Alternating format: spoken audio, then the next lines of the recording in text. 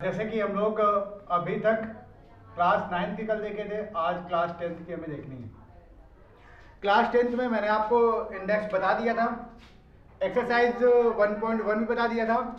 आज हम लोग एक्सरसाइज 1.2 सॉल्व करेंगे। क्या करेंगे? एक्सरसाइज 1.2 सॉल्व करेंगे। एक्सरसाइज 1.2 सॉल्व करेंगे आज। इस 1.1 आप लोगों ने कर लिया होगा, हमने आपको होमवर्क भी दिया होगा और आपने, मेरी आशा है कि आपने होमवर्क भी कर लिया होगा। चलिए ठीक है, आज फिर इसको सॉल्व करते हैं। इसमें कह रहा है अभाज्य गुणनखंड ज्ञात करने हैं। क्या ज्ञात करने हैं? अभाज्य गुणनखंड। तो पहले बात करते हैं अभाज्य गुणनखंड होते क्या क्या है, पहले उसकी बात करते हैं। अभाज्य गुणनखंड किससे कहते हैं वो मैं आपको बता चुका था पहली क्लास में, लेकिन फिर बता देता हूं। अभाज्य गुणनखंड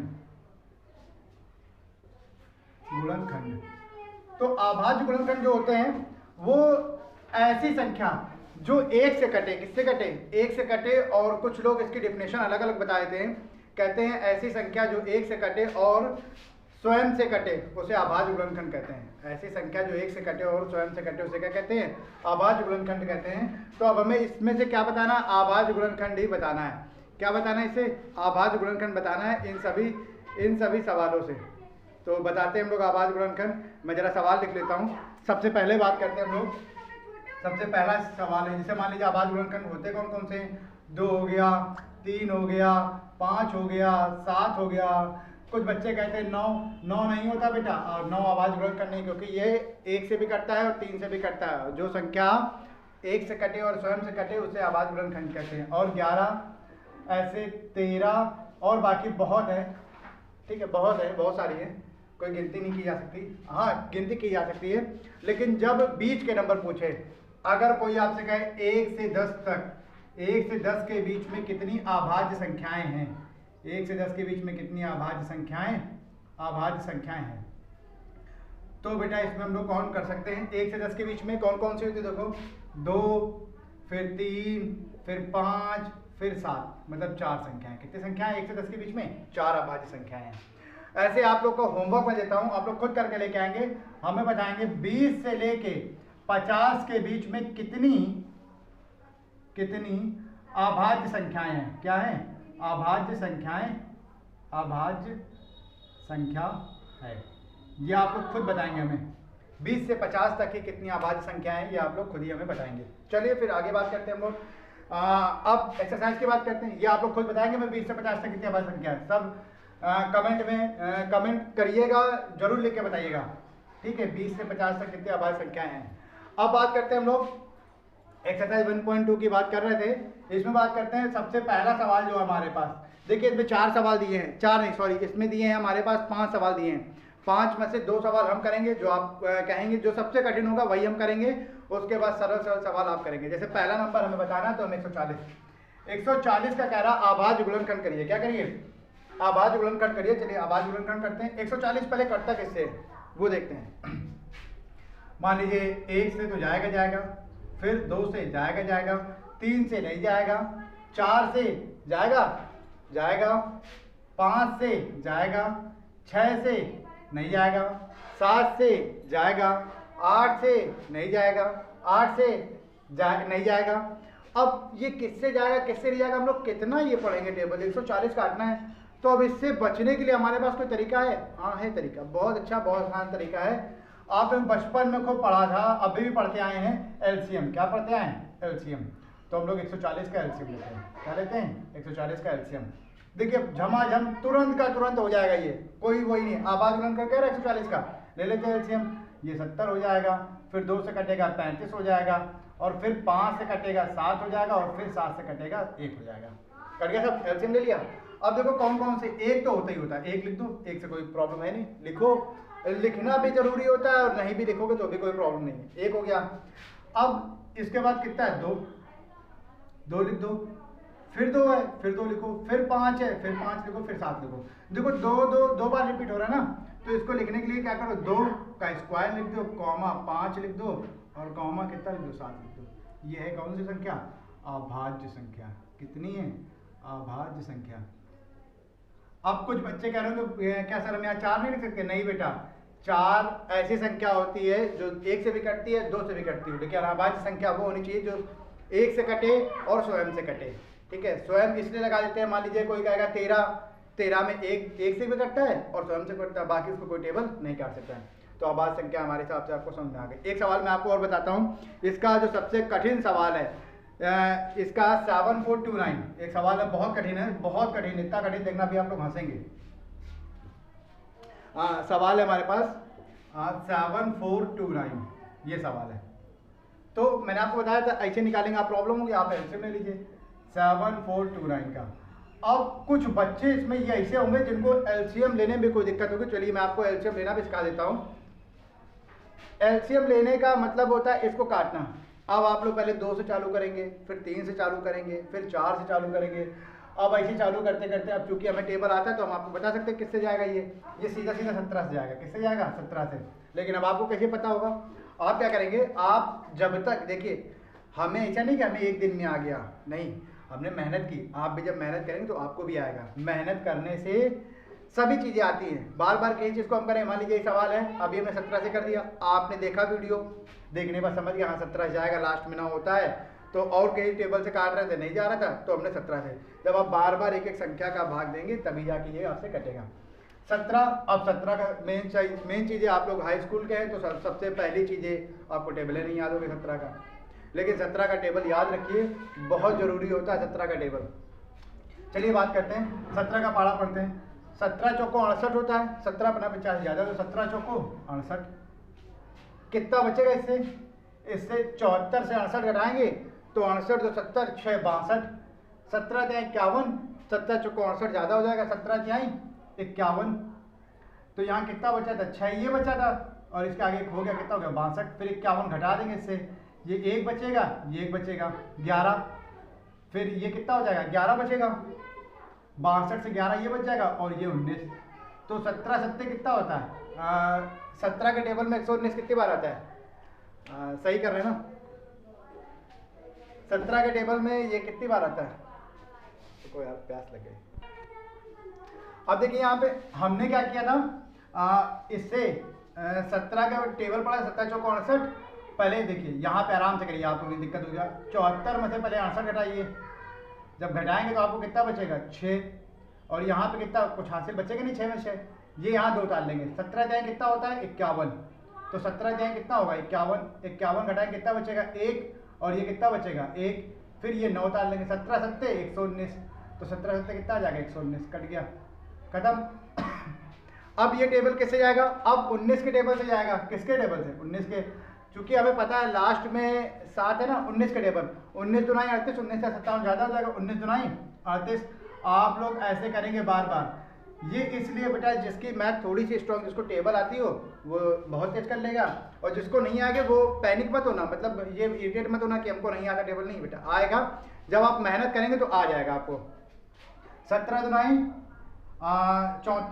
19 दुनाई 38, हासिल लगा कितना?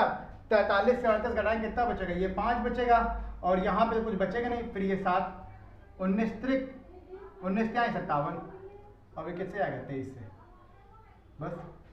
तो इसका आभाज्य गुणनखंड कैसे कहेंगे? 17, 19 और 23, ये आभाज्य गुणनखंड हो गया, खत्म। इसके इतने आभाज्य गुणनखंड बचेंगे। चाहो तो आप लोग एक आगे लिख देना, और अन्यथा ना लिखने की इच्छा हो तो मत लिखना। इसके बाद इसके 2-3 सवाल हैं, मैं आपको होमवर्क दे देता हूँ। एक सवाल आपके पास HW में इसलिए दे देता हूँ आपको कि आप भी मेहनत करें। सबसे पहला 156 है, ठीक है, फर्स्ट नंबर। सेकेंड नंबर कितना है? सेकेंड नंबर दिया है 38-25, 38-25। थर्ड नंबर कितना है? हमने आपको सबसे कठिन बता दिया है, 5005, 5005, बस 5005। देखिए इसी का क्वेश्चन नंबर दूसरे की बात करते हैं। क्वेश्चन नंबर दूसरा क्या रहा है?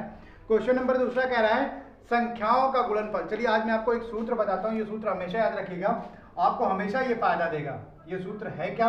ये सूत्र है पहली संख्या गुणे दूसरी संख्या बराबर एलसीएम गुणे एचसीएफ। पहली संख्या, कुछ लोग याद क्या रखेंगे इसे, कुछ लोग ऐसे लिख लेंगे, पहला गुणे दूसरा बराबर एलसीएम गुणे एचसीएफ। ये, ठीक है। तो इसको आपको इसलिए लर्न रखना है, मेमोरीज रखना है, याद रखना है कि कभी भी आपको अगर दो संख्या दी हो, दो संख्या दी है, दोनों का गुणनफल दिया हो और बराबर एक ही चीज दिया हो, एलसीएम या तो एचसीएफ, तो आपको ये सवाल करना पड़ेगा, ये सूत्र आपको याद रखना पड़ेगा। याद रखने का तरीका याद रखिए, पहला गुणे दूसरा बराबर एलसीएम गुणे एचसीएफ, ये इसका एक सूत्र होता है, बहुत इंपॉर्टेंट सूत्र होता है। इससे अब कई सारे सवाल लगेंगे, जैसे एक है 26 और 51 का, क्या कह रहा है 26 और 91, ये तो 91, हाँ 26 और 91 का कह रहा है संख्याओं का गुणनफल निकालिए और संख्याओं का एचसीएफ इंटू एलसीएम निकालिए। चलिए पहले निकालते हैं। सबसे पहले क्या करते हैं, 26 का निकालते हैं। 26 का सबसे पहले फैक्टर निकाल लेते हैं, क्या निकाल लेते हैं, गुणनखंड निकाल लेते हैं। जब 26 का गुणनखंड निकालेंगे तो किससे जाएगा, एक बार 2 से जाएगा और एक बार किससे जाएगा, 13 से जाएगा। ऐसे 91 की बात करते हैं, 91 किससे किससे जाएगा, एक बार ये 7 से जाएगा और फिर कितना बचेगा, 7 एक 7 और 7 3 21, फिर 13, ये 13 बचेगा। इसका पहले संख्या का पहले का गुणनखंड निकाल लेंगे, दूसरे का भी गुणनखंड निकाल लेंगे, निकालने के बाद फिर निकालेंगे एचसीएफ। आपको एचसीएफ पता होता है, हाईएस्ट कॉमन फैक्टर, जो दोनों में नाम है इसका क्या होता है, highest, HIGEST, highest, sorry HIGHEST, highest, C से कॉमन, कॉमन और F से फैक्टर। बेटा ये कॉमन का मतलब क्या होता है, कॉमन का मतलब एक मेन आदमी जो दोनों तरफ काम करे। देखो इसमें तो सबसे मेन कौन है, 13 इसमें भी 13 इसमें भी है, तो ये एचसीएफ होता है। क्या होता है, एचसीएफ, ठीक। अब बात करते हैं एलसीएम। एलसीएम की क्या बात करते हैं, एलसीएम में जो कॉमन हो उसको लिख लो और जो अनकॉमन हो उसको लिख लो। जो कॉमन हो मतलब जो एक जैसा उसको एक बार लिखो और जो अलग अलग हो उसको लिख लो, और सबका इन सबका क्या करो, मल्टीप्लाई कर दो। जब इन सबका मल्टीप्लाई करोगे तो कितना आएगा, 13 गुणे 14 और गुणे 182, कितना आएगा 182। 14 7 दूनी 14 होता है, इसका गुणा करा देंगे 182 आ जाएगा। ये हो गया। अब हमसे पूछ क्या रहा था, जो जो हमसे पूछ रहा है वो लिख देते हैं। तो लिखने का तरीका मेरा क्या होगा, लिखेंगे कैसे आप लोग, देखो पहले पहला संख्या, पहली संख्या कितनी 26 गुणे दूसरी संख्या कितनी थी मेरे पास 91, बराबर एलसीएम कितना था मेरे पास, एलसीएम है 182 गुणे और एचसीएफ कितना है 13। बेटा जब जो गुणा करा के जो भी आंसर इसका आएगा वही गुणा करा के आंसर इसका आएगा, दोनों में कोई डिफरेंस नहीं होगा, बस यही हमें निकालना था। इसीलिए कहते हैं पहली संख्या गुणे दूसरी संख्या बराबर एलसीएम गुणे एचसीएफ। देखिए ये सवाल आपने कर लिया, ऐसे ही सवाल आपको ये 2 होमवर्क के लिए मैं दे रहा हूँ, ये आप करेंगे। बेटा कुछ बच्चे कहते हैं ना मेरे पास बुक नहीं है, उनका अलग ही रोना गलाप रहता है। कुछ बच्चों के तो गार्जियन शिकायत करते हैं कि भैया बताओ पढ़ ही नहीं रहा है ये, तो हमने कहा, वो बच्चा कहता है मेरे पास किताबें नहीं है। बेटा इस समय किताब की जरूरत नहीं है, आप बस यूट्यूब, आप दिन भर पबजी खेलते हो, पबजी ना खेलो, मना तो नहीं कर सकते भाई, घर वाले नहीं मना कर पा रहे तो हम कैसे मना करें। आप खेलो, लेकिन आधे घंटे 1 घंटे का समय निकाल के वीडियो देख लो, वीडियो के बाद 2-3 क्वेश्चन हम देते हैं, डेली का 2-2 क्वेश्चन देते हैं, वो कर लो। इससे आपकी प्रैक्टिस होगी, आपको आएगा भी, घर वाले भी खुश रहेंगे, कम से कम आधा घंटा 1 घंटा बच्चे पढ़ते तो है। इसके बाद क्वेश्चन नंबर 3 देखते हैं। देखिए क्वेश्चन नंबर 3 क्या कह रहा है, क्वेश्चन नंबर 3 कह रहा है कि अभाज्य गुणनखंड विधि द्वारा, क्या कह रहा है, अभाज्य गुणनखंड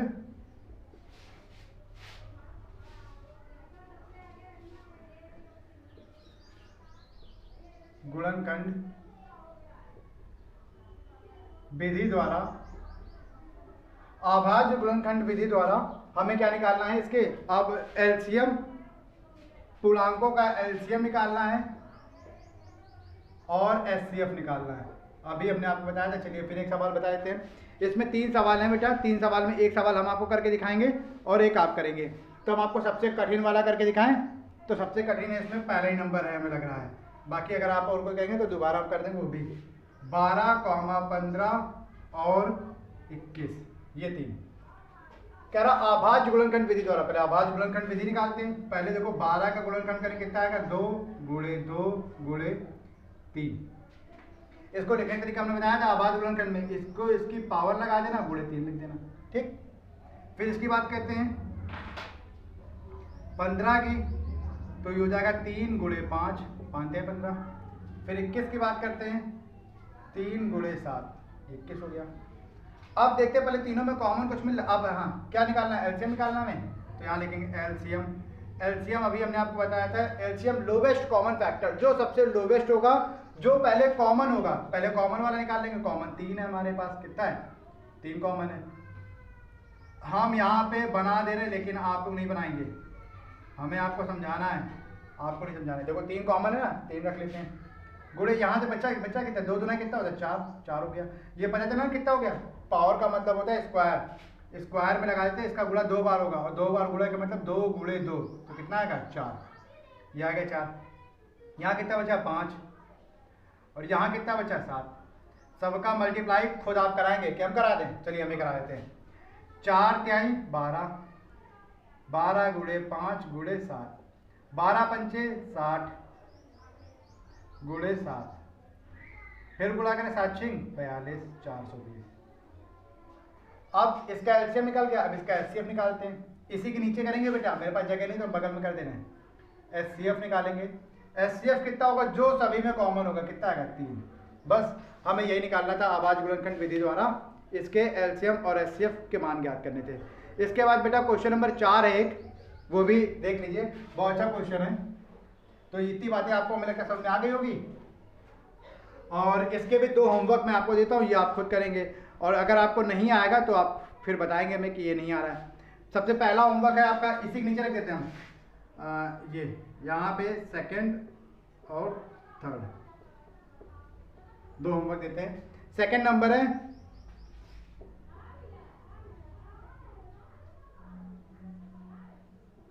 ये 17, 29 और 17, 23, 29, और थर्ड नंबर है 8, 9 और 25। ये आपके सवाल हो गए, ठीक है। अब इसके बाद मैं आपको बताता हूँ, ये सारे होमवर्क आप लोग करके रखेंगे बेटा। याद रखिए, अगर ये करेंगे तो आपको और भी अच्छे से चीज़ें समझ में आएंगी। अगर कोई चीज़ पाना होता तो मेहनत करनी पड़ती ना। अब तो ऑनलाइन ज़माना है, घर में बैठे बैठे मेहनत करते हैं यार बच्चे। तो जब घर में बैठे बैठे आप लोग मेहनत करो तो हम लोग मेहनत कर रहे हैं यार। देखो, अगर आप और अच्छे से मेहनत करोगे तो हम लोग और अधिक मेहनत करेंगे, आपके पास एक से एक तरीके लेके आएंगे। अभी तो ये भी है, अभी हमारे एक सर है वो कॉन्सेप्ट क्लासेस चला रहे हैं, इन सब का बेसिक तोड़ वो भी बताएंगे, वो सब भी सीखो भाई। समय है, आज नहीं कल जरूरत पड़ेगी। कम से कम आप देख के सवाल बता सको कि हाँ ठीक है, इसका एलसीएम ये आएगा, इसका एचसीएफ ये आएगा, तो वो सब चीज़ें पता चल जाएंगे आपको। अब इसके बाद बात करते हैं हम लोग, एक क्वेश्चन है जिसमें लिखा है एचसीएफ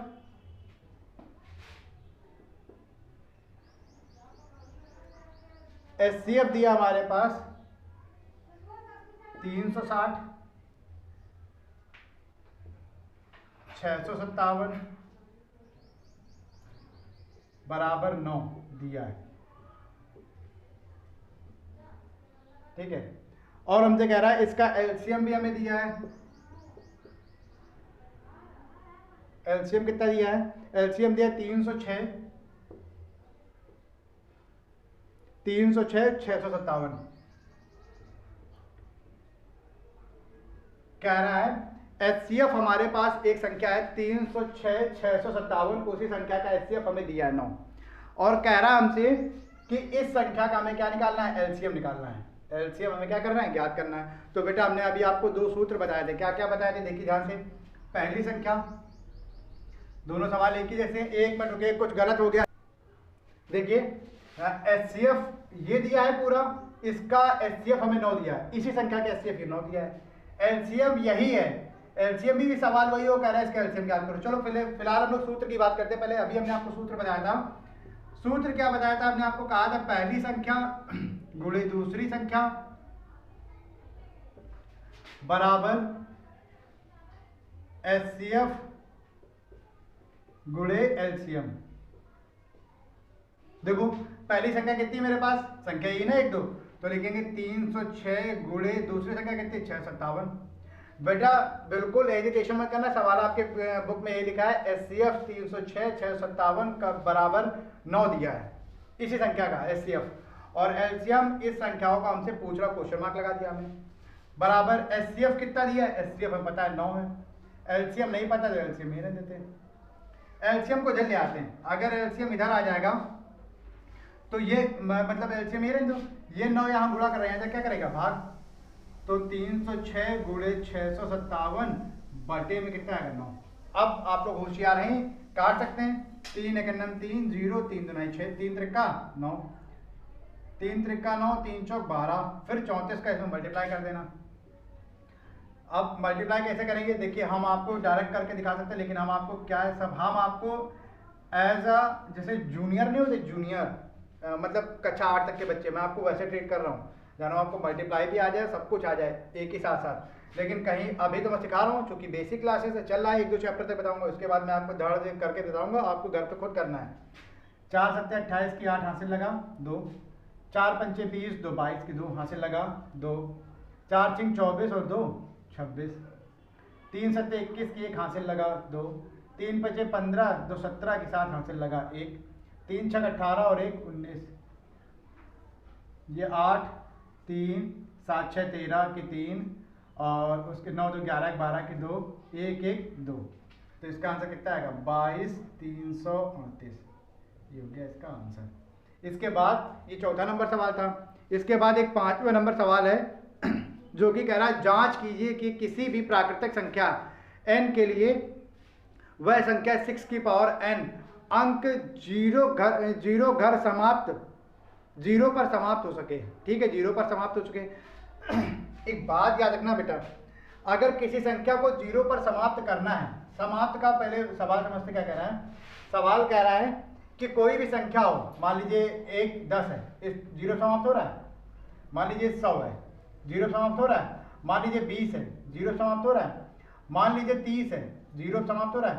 एक बात याद रखो, अगर किसी संख्या को 0 बनाना है तो उसके साथ 2 गुणनखंड आवश्यक होने चाहिए, 2 और 5, या तो 2 हो या तो 5 हो। अगर 2 और 5 दोनों होंगे तो ही वो गुणनखंड बन पाएगा, और अगर नहीं होंगे तो हम उसको खुद क्या करेंगे, देंगे और उससे क्या बनाएंगे, गुणनखंड बनाएंगे। हमसे कह रहा था 6 की पावर n। बेटा पावर n का मतलब कुछ भी रहे, कोई मतलब नहीं, लेकिन 6 के देखो 2 के गुणनखंड फैक्टर कितने हो गए, 2 और गुणे 3 की पावर n, ये तो होगा। तो क्या 2 तो है मेरे पास, क्या 5 है, और जब तक 2 के साथ 5 नहीं आएगा, आभाज्य गुणनखंड जब तक 2 के साथ 5 नहीं आएगा तब तक इकाई का अंक कभी 0 नहीं होगा। तो इस बात में यहाँ नोट लिखोगे कि अगर इसको आखिरी के अंक में 0 लाना है तो इसे 2 और 5 का गुणनखंड बनाना होगा। चूंकि 6 में 2 और 5 का गुणनखंड नहीं बनता है तो यह संख्या अभाज्य गुणनखंड नहीं होगी। तो क्या लिखेंगे, 6 की पावर n अभाज्य गुणनखंड नहीं होगी। एक सवाल और है, बहुत इंटरेस्टिंग सवाल है, बहुत इंटरेस्टिंग। 7 गुणे 11 गुणे 13 प्लस का 13 और 7 गुणे 6 गुणे 5 गुणे 4 गुणे 3 गुणे 2 गुणे 1 प्लस 5 अभाज्य संख्या क्यों है। अब अभाज्य संख्या क्यों है पहले सॉल्व करते हैं। बेटा पहले इसको लिखना, यहाँ पे ये पहले सवाल उतार लेना।